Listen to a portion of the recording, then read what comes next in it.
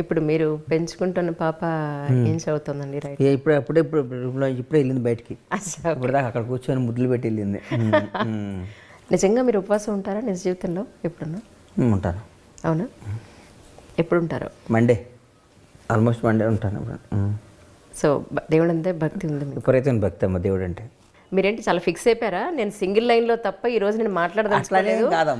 ఇదే పొలిటికల్ గా అయితే మీరు ఇలాగే మాట్లాడతారా?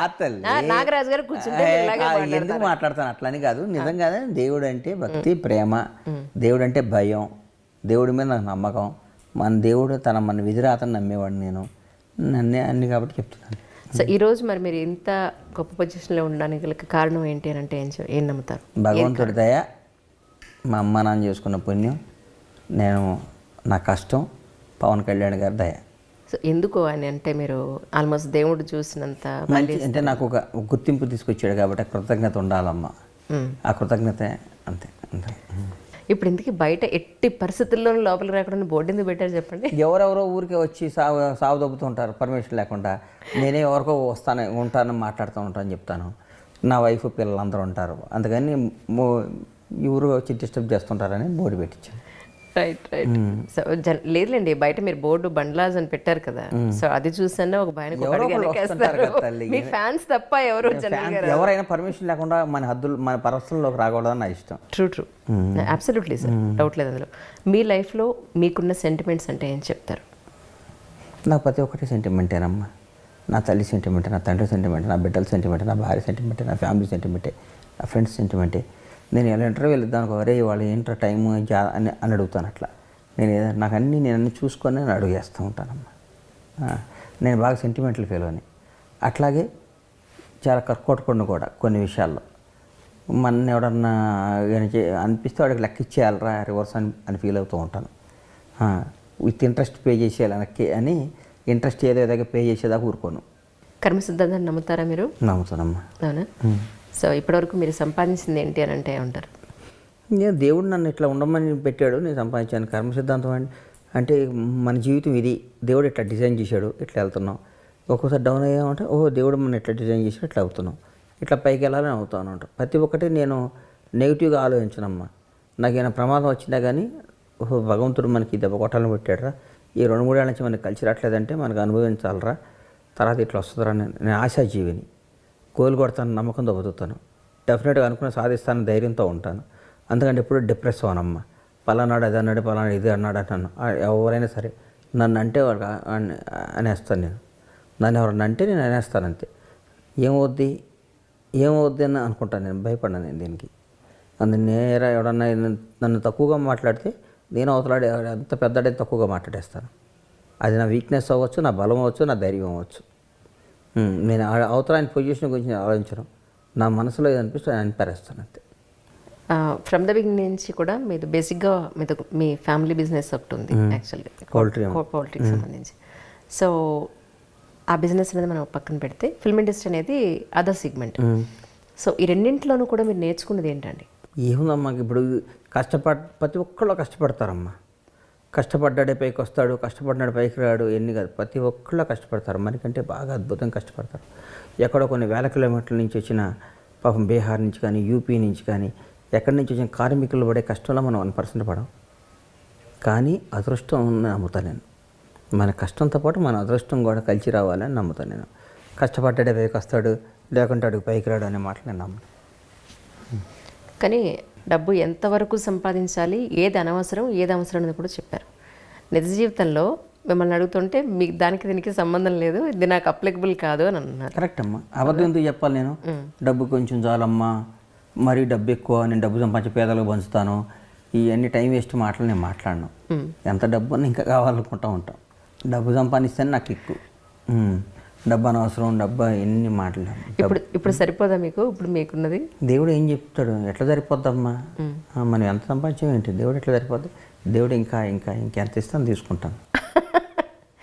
నేను అవునా? I don't want take risk. నేను సినిమా తీస్తే బాక్సులు బద్దలైపోవాలి, జనం ఆదరించాలి, రిలీజ్ రోజు పండగలాగా ఉండాలి, ఫక్తు కమర్షియల్ సినిమాలు తీస్తా, క్రేజీ సినిమా తీస్తా.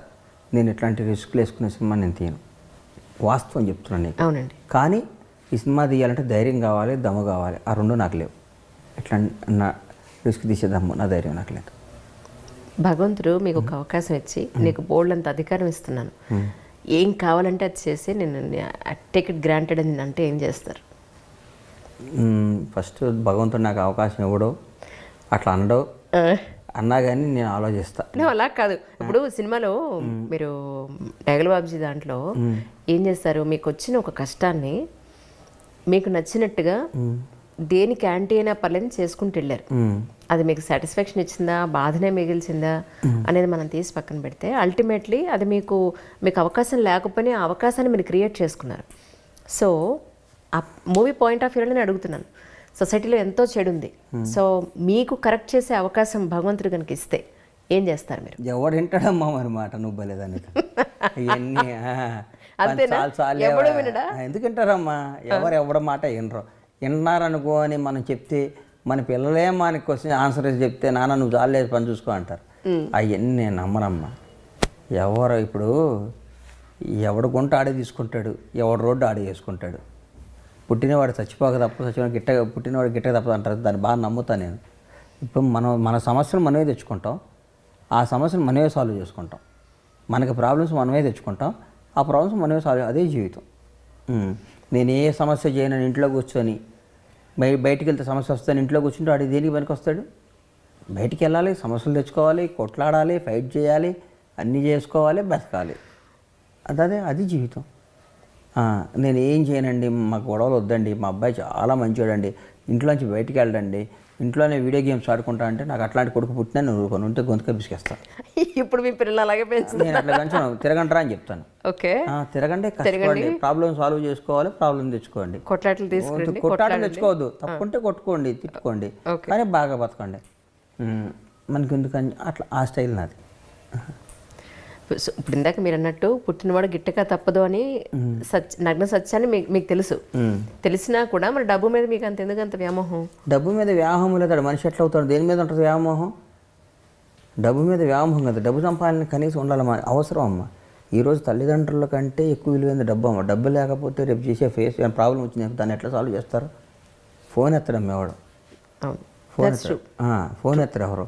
మనకు డబ్బు ఉండాలి, డబ్బు కష్టపడి సంపాదించుకోవాలి, సేవ్ చేసుకోవాలి. నేను చాలామంది డబ్బు లేని వాళ్ళని చూస్తాను, నాకు తెలుసు ఆ బాధ తెలుసు, ఆ వ్యధ తెలుసు. డబ్బు ఎంత ఇంపార్టెన్సో నాకు తెలుసు. అందుకని మన తల్లిదండ్రులు మనం ఎంత పూజిస్తామో, ఎంత ప్రేమిస్తామో, మన డబ్బును కూడా అంత ప్రేమించి పూజించాలి. ఆ డబ్బే ఉందలేరా అని నేను మాట్లాడను అంటే నాకు వాడి మీద వాడి క్యారెక్టర్, వాడి మీద నాకు విరక్తి కలుగుతుంది, కరెక్ట్ కాదనిపిస్తుంది.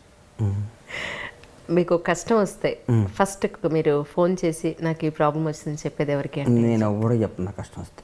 నిజమా? నేనే సాల్వ్ చేసేస్తాను. ఈ రోజు అంటే మీకు ఒక స్థాయిలో ఉన్నారు, ఎవరికి ఫోన్ చేసినా ఏ స్థాయి లేనప్పుడు కూడా నేను వాడు చెప్పాడు కదా. కష్టం వస్తుందని వాడు చెప్తే వాడు హెల్ప్ కూడా చేయడు, ఇంకా 10 మందికి చెప్తాడు, చెప్తాడు. ఇంకా నేను ఎందుకు చెప్తాను అట్లా? నా కష్టాన్ని కూడా ఇష్టంగా తీసుకొని, ఇష్టంగా మలుచుకొని దాన్ని ఫైట్ చేసి సక్సెస్ అవుతా.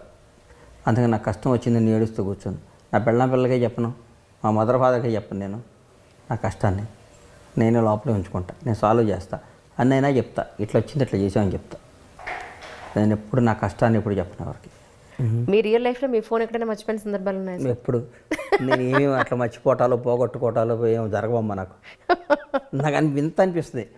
ఏమండి ఫ్లైట్లో ఫోన్ మర్చిపోయామండి, పర్స్ మర్చిపోయామండి, బ్యాగ్ మర్చిపోయామంటుంటారు. అలా చూస్తే నాకు పైనుంచి కింద చూస్తా, మన వస్తువుని వీడు మర్చిపోతున్నా అంటే వీడికి అసలు అంత అజాగ్రత్త రాయడనే. నా జీవితంలో ఏ వస్తువు మర్చిపోలేదమ్మా ఇప్పటివరకు, నాకు అది ఎదురే కాలేదు. అది విచిత్రం అనిపిస్తుంది.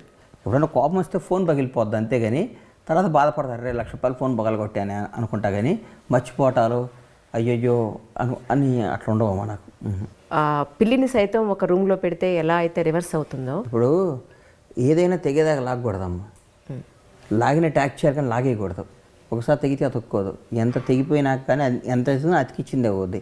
బంధమైనా, రిలేషన్ అయినా, ఏదైనా తెంపుకోకూడదు. తెంపినా ట్యాక్ చేయాలి కానీ తెంపేయకూడదు. తెగిపోతే ఏముందమ్మా, లైఫ్ ఏముంది, కిక్కే ఉంది. ఇంకా ఎంత ఒకసారి తెగిపోయినాక తెగిపోయినట్టే అంతే. హ్యుమానిటేరియన్ గ్రౌండ్స్లో మీకేమి?